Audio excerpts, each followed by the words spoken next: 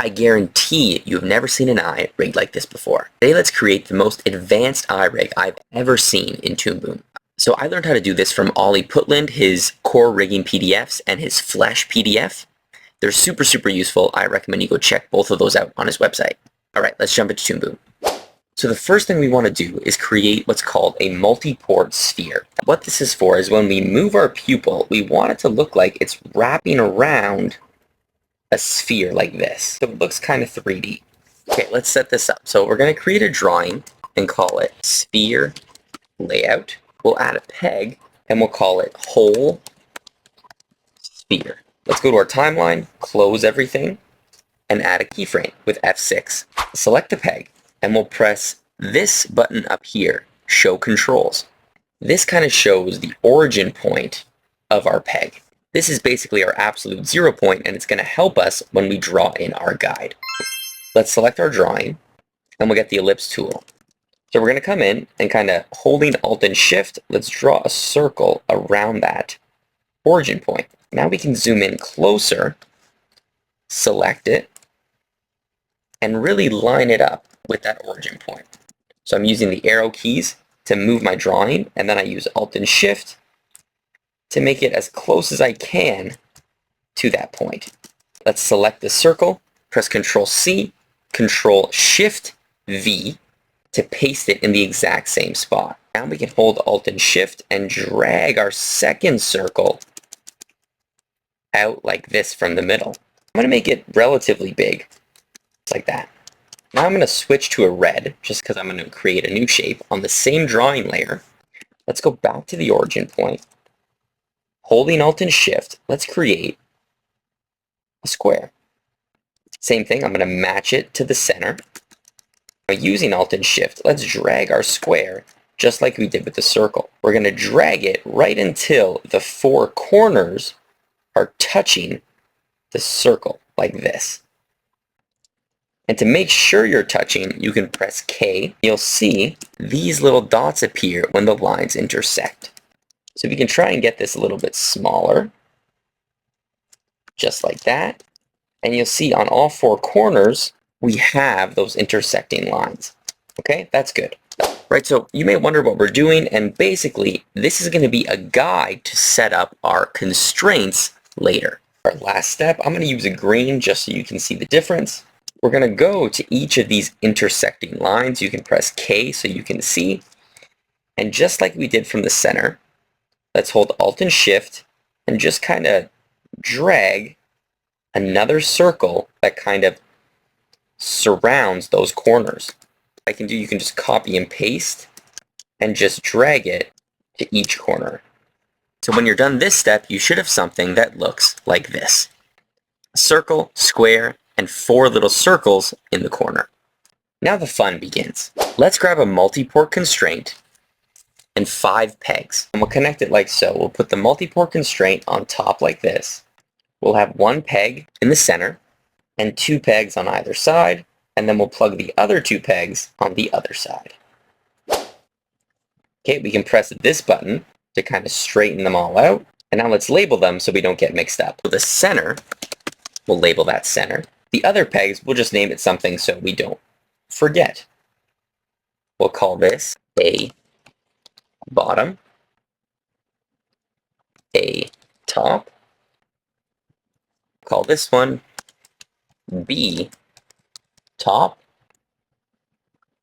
and B bottom. I can even color the middle one just so I mark that one as special. Now let's actually set up our constraint. So let's go to the multiport constraint and we'll open the properties with this yellow box. Change flatten type to project to plane and we'll allow perspective transformation. We'll keep active set to 100. Now let's move the pivot points for these pegs to match our green guides.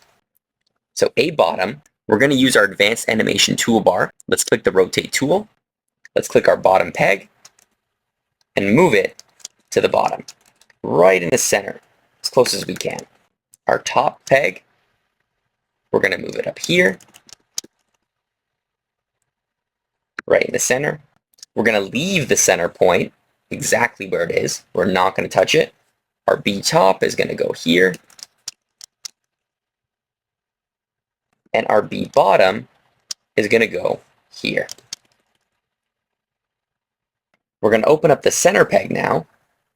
And right under the transformation toolbar where it says scale, we're just going to lock that. Okay, and last thing on the timeline, I'm going to make sure everything's closed, and I'll just press F6 a few times to create a keyframe. To double check, let's open our pegs, and there should be keyframes all the way down. And now comes the complicated part. We're going to be dealing with expressions. All you kind of need to know is it's just how Toon Boom calculates where things are moving when you move a peg. They store X, Y, Z information, scale, skew, rotation, all of that. And the cool thing is you can write an expression which kind of takes a certain function and uses it to calculate like a new position of something. So for example, if I have two characters walking, and I want character B to be behind character A, I can write an expression that takes character A's position, calculates where character B is supposed to be. Okay, so we're going to need a new window for this. We're going to go Window and open our X sheet. So we'll go up here and add a new column. So the type, what I want is to create an expression, and I'll name it 0. We'll press Add, and we'll name this one 1. It's still an expression. And now we can add and close. You'll see here they are, right here in our X sheet. We'll go to the 0 column, click on the header up here, or double click if it doesn't show up.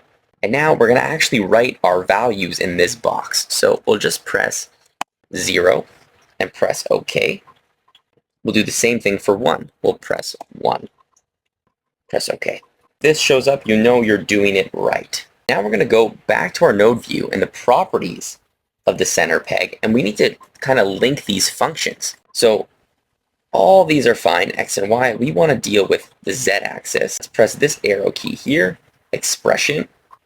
There are two expressions that we just made, right? We'll click 0. Now the Z-axis value is linked to that expression up here. Okay, for scale, we'll lock it in at 1. And now rotation, we're going to go back to our 0 value. Now what we're going to do is we're going to clone our center peg. So Control-C, Control-V, and we'll clone it one more time. So now we have two pegs like this. We'll connect them like this, right underneath, and we are on the right track. Let's create a drawing. We'll label it Control V peg, and we'll connect it from the top center point all the way into this composite. To our colors, we'll add another color just so it stands out,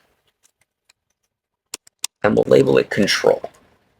Okay, now let's use our guide. From the center, we can draw another circle roughly about this size, fill it in, and now we'll go back to the color and reduce the alpha to 0. With that done, we're going to grab everything except for the whole sphere, group it, okay, and then go back into the group. So now these are connected like this. We'll rename this composite Sphere Layout Comp. And we'll connect the sphere layout right up here into the multiport out. We'll take our multiport constraint and plug it into the right, just like this. And now we should have a green port that comes out. And you might be wondering, how do we actually use this? So what we need is a composite. We'll plug this in here. And now we can create a drawing. We can call this even pupil. And we'll plug it in like this. So when we draw our pupil, we fill it in. We can select the drawing. And when we move it, it looks like our pupil is following a round eye. It looks kind of 3D. Pretty cool and pretty easy to use. So you notice the sphere layout, we can deactivate it. And when we select our pupil, it still works as it's supposed to.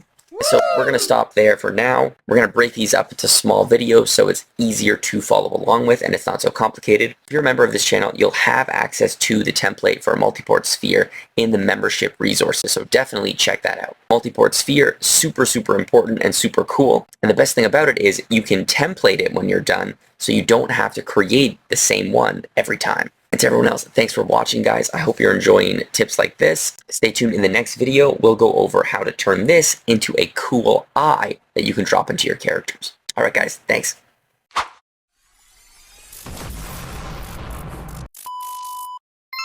And once again, guys, thank you to all our members. You guys are awesome.